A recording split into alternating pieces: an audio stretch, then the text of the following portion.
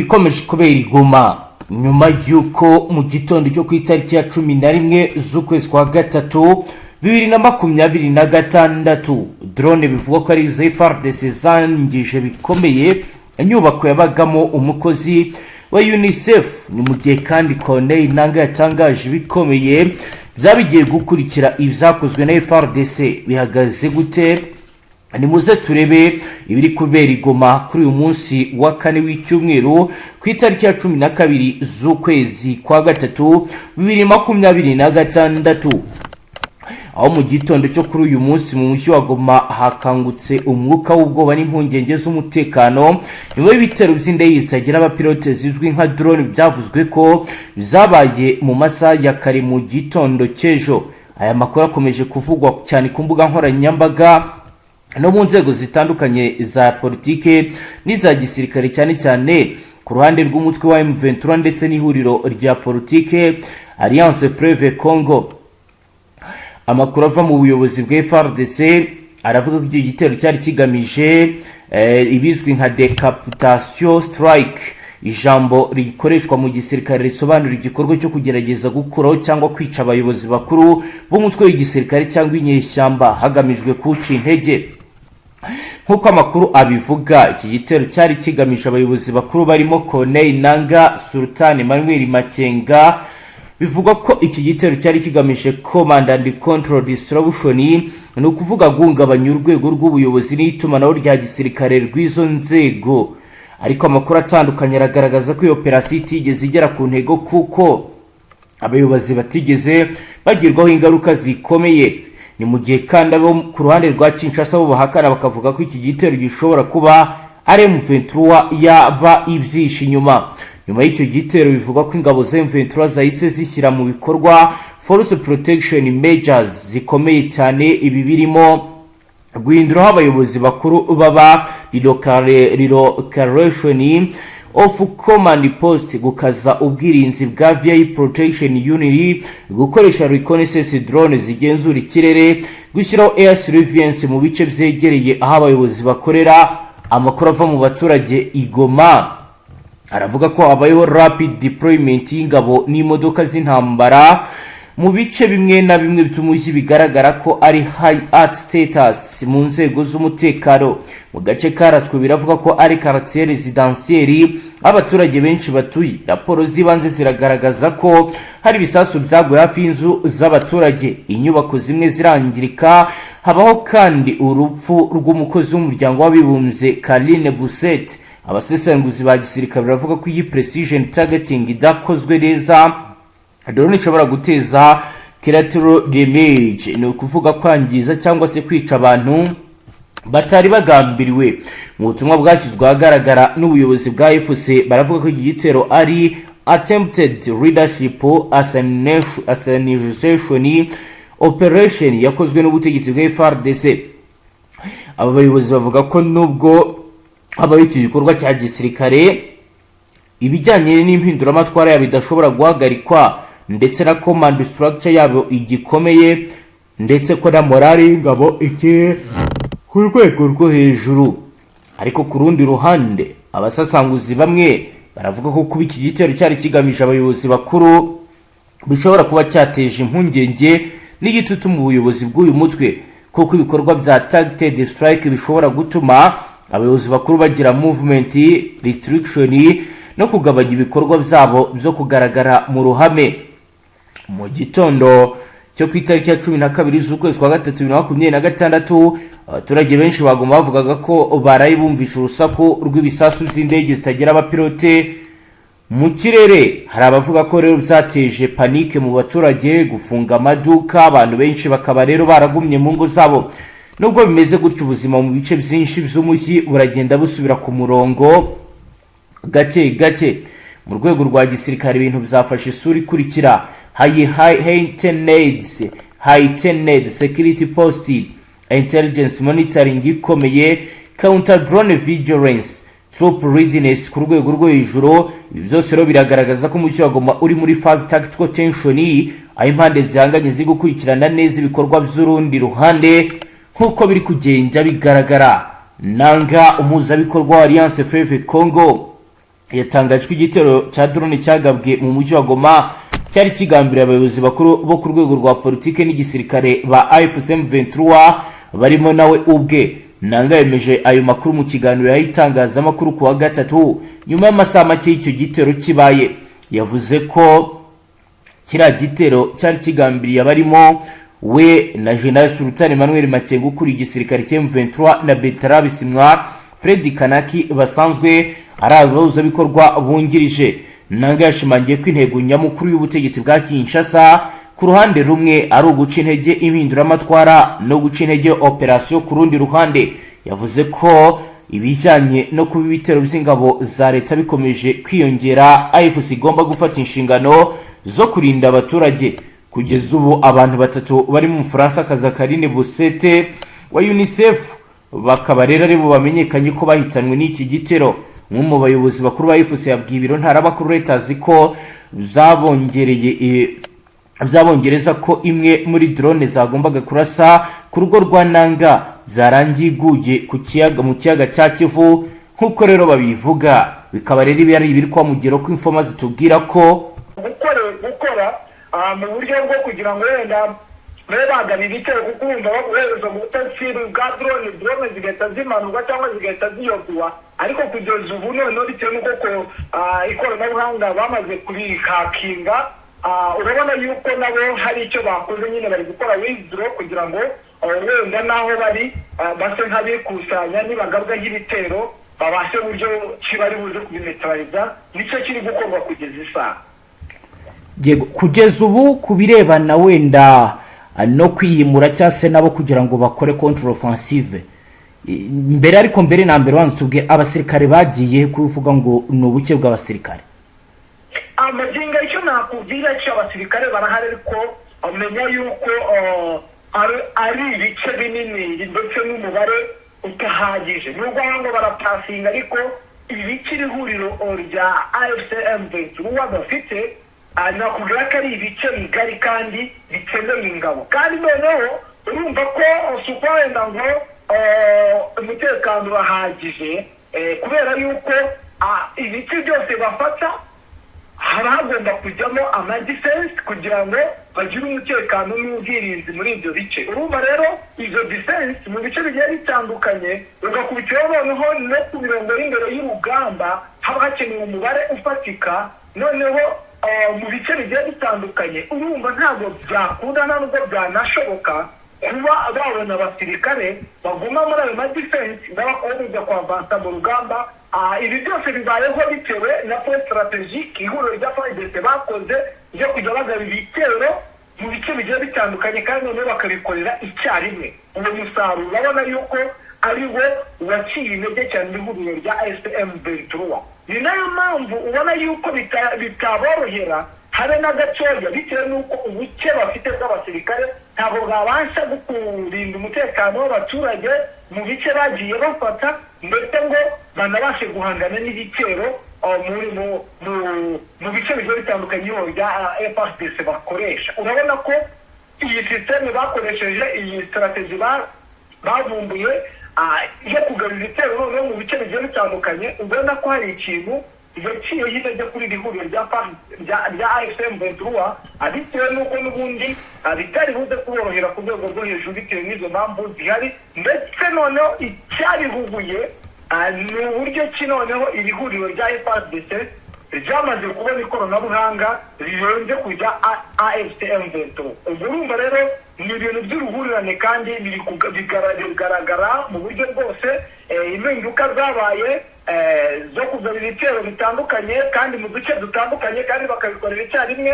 Urumva byaciye intege iri huriro rya AFC M23, kuko hari n'aho batera ntihabeho kurwana, kubera yuko harimo defense abacunga umutekano niba ari 20 cyangwa 10 ntabwo bari buhangane n'abasirikari 3,000 bateye muri ako gace.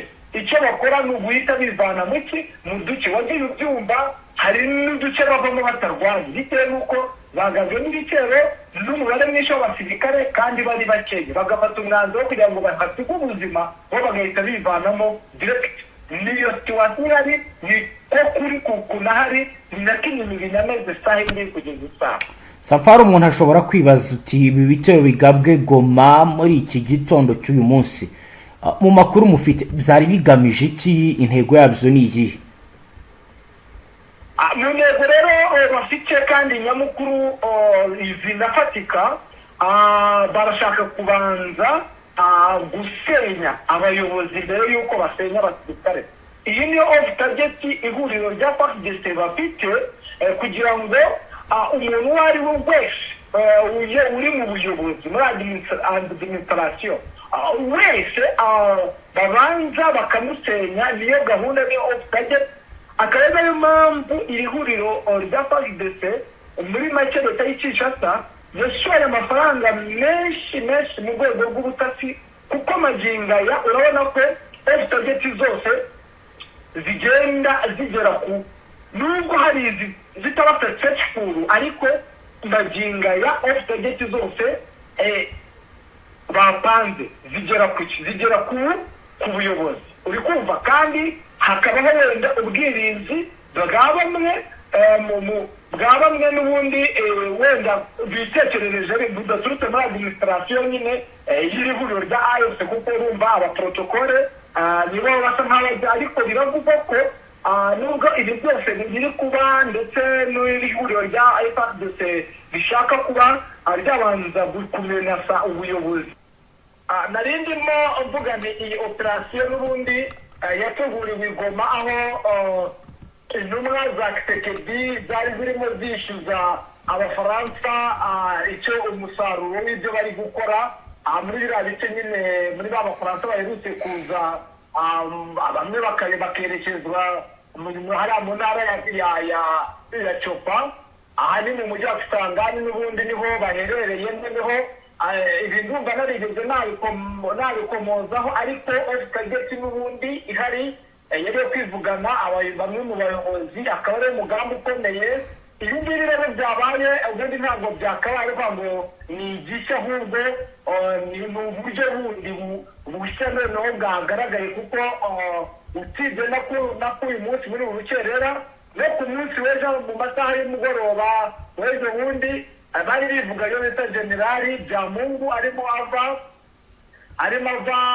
muri Kivu, bigaragaza ko n'ubundi bamaze gushyiraho target zabo ku bayobozi. Ndetse urabizi n'ingendo zari zimaze iminsi zikorwa n'uyu gavana w'intara ya Kivu, nako Nord Kivu. Urabizi ko drone yamugendaga, ubona yuko yagabanyije ingendo, bigaragaza ko n'ubundi umugambi uhari, ndetse n'ibikorwa abari barimo bashinze ingabo z'abafaransa zishinzwe operation. Urabona ko noneho izi ngabo z'abafaransa zatangiye gushyira mu bikorwa, ndetse zatangiye kugaragaza umusaruro bazisabye. Ibi byabereye Kisangani, ni nabyo bari barimo bigaho bati ubushobozi ko buhari, ibikoresho ko bihari, harabura iki. Urabona rero ko ku ikubitiro igikorwa kigaragaye kifatika, kandi kigaragaza ko n'ubundi atari ibintu byoroshye kuba wenda ku birindiro bikuru. Ahangaha drone zageze ni ku birindiro bikuru, ni navuga ko ari karitsiye ubuyobozi bwose, administration, haba mu nzego za gisirikare, haba mu nzego za politike, niho baba.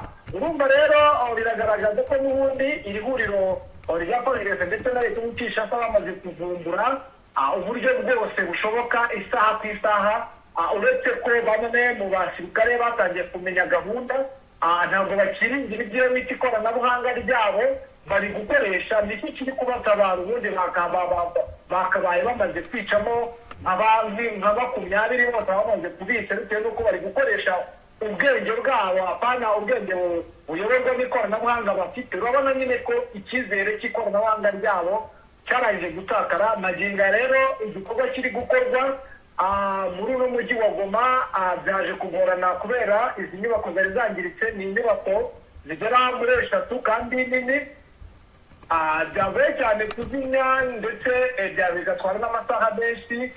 Izi zindi operasiyo ziri gukorwa n'ubundi za AFC ni uburyo bucya nyine bwo kureba uburyo ki bahangana n'ibice bigiye bitandukanye, kuko magingo aya nakubwira ko n'ubwo ibyo byabaye hari n'agace ka Mukore nako kahitanye abasirikare batari bake b'iri huriro, aka ngaka ni agace kari kuri strategike kari muri teritwari ya warikare, bigaragaza ko n'ubundi izi drone atari kuvuga wenda ngo zarashwemo hano zagiye zigaragara, nimba zarabashe warikare, zarabashe masisi, zarabashe Minembwe, zarabashe zarashe mu mujyi wa Goma, birumva yuko ahasigaye ari muri Bukavu harya kuko n'ubundi operasiyo byari ofutageti naho, kuko ibyo bice byose niho hasa nkaho hari abasirikare basa nkaho bakomeye, kuko nabo Bukavu kugira ngo abararayo abayoboye operasiyo, kuko banavugaga yuko uyoboye igisirikare muri operasiyo zikorerwa muri Sud Kivu arari Bukavu. Urumva rero ni ibyamaze kuvumburwa ndetse n'ikoranabuhanga ryabo. Ubundi safari tugiye gake akantu ku kandi, ubundi FRDC utubwiye nk'umuntu ubikurikirana cyane, amakuru y'aho aba bakomandazi bari FRDC iri kuyamenya gute, biri gukorwa gute? Akwikubitira ariko urabizi ko bafite urwego rw'ubutasi ruzima, aho bagiye bagaragara mu bakobwa abagiye bafata muri bice bya Rubaya, aho bivugwa ko babagenza, iyo ni abari hasi. Hari noneho urundi rwego rukora muri administration. Abakobwa bagahura gute n'abasirikare? Urumva muri serivisi zitandukanye, urabizi abenshi iyo bavuye mu mirimo itandukanye bashobora nko kwinjira mu tubari kujya kunywa agacupa, ibintu nk'ibyo nyine aho bagiye muri serivisi zitandukanye. Urabizi ko bakunze kubakoresha muri protokole y'ibiki n'ibiki. Urumva urwo ni urwego rwa mbere, ndetse n'ururi intano muri administration ya AFC. bivuga yuko bamwe mu bakora muri tekinoloji ya AFC harimo nabo abagize, kandi ntabwo byari byatangazwa ariko biragaragara ko biranakwigwishwa ko harimo abo batangiye gufata ku ikubitiro bitewe n'uko bamaze kuvumbura ko bagiye batanga amakuru akomeye y'abayobozi aho banyura, aho baca, kuko bigenda bigaragara nyine, kandi koko ugasanga nta musirikare uri ku rugamba watanga ayo makuru, kandi undi muntu wamenya ngo byagenze gute, cyane cyane nk'izi ngendo zikorwa umwe avuye mu gace kamwe agiye mu kandi, biba bizwi n'iyi tekinoloji yabo cyangwa abakora muri tekinoloji yabo. Urumva rero operasiyo zikomeye cyane, bivuga yuko mu kintu ihuriro rya FARDC ryubatse icyo bita gushaka amakuru, ibyo bita intelligence ku rwego rukomeye cyane, akaba ari cyo ubona yuko gikomeje gusa nkaho gikire ihuriro rya AFC/M23. Yego nibyo, kugeza ubu navuga ko urujya n'uruza rw'abacanshuro barahari, ndetse hari n'abasirikare b'abanyamahanga. Mu makuru mufite, izo operasiyo ziri kuyoborwa nandi ku ruhande rwa FARDC? Kuko na mbere ntabwo FARDC yabashaga kwinjira i Goma, kuba batarahinjiye si uko batari babikeneye, ahubwo nuko FARDC byari byarayinaniye.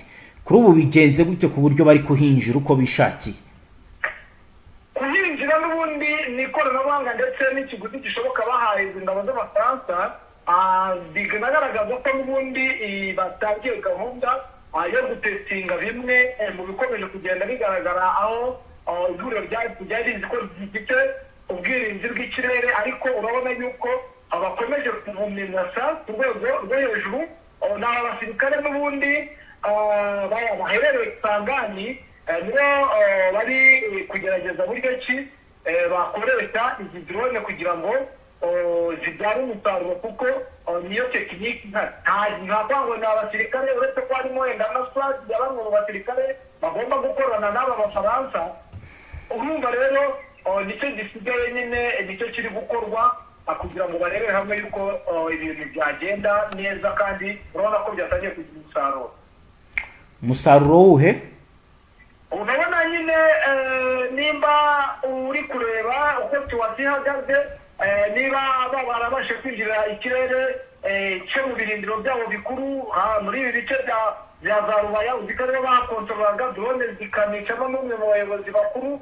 Urabona kuba zabashije kuba zizenguruka mu bice byose bari kurwaniramo, ni ikigaragaza ko n'ubundi umusaruro w'aba bafaransa utangiye kujya mu buryo kandi utangiye gukora nk'uko byari bimeze. Ubundi kera ntibyajyaga bibaho yuko drone yazenguruka mu kirere ihuriro rya AFC M23 bamaze gufata, ariko ubu ngubu byabaye nk'ibisanzwe, drone z'ubutasi zirakora. Urumva ko nyine n'ubundi byamaze kurangira yuko ikirere cya AFC giciwe amazi, muri sinzi uburyo nabivugamo, wenda kibashije kuyoborwa n'iyi tekinoloji y'ihuriro rya FARDC.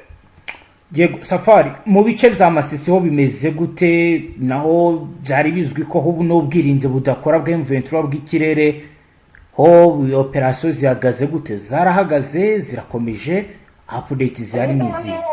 Mu bice bya Masisi operasiyo ziri gukora nyine ni drone z'ubutasi ariko zitarasa, kuko target bashaka kurasa ku basirikare. Target ni bamwe mu bayobozi bigaragaza ko abayobozi bakomeje kugenda bakora uburyo ki bashaka buryo ki bakwihica mu bintu byose nyine, kubera yuko niyo target drone ziri gukora. Urabizi ko nyuma yuko bafashe agace kari kuri strategique ka Kazinga, urabizi ko birukanye agace kari strategique ka Mukore, kari muri Warikare, kari kafashwe n'ihuriro rya AFC.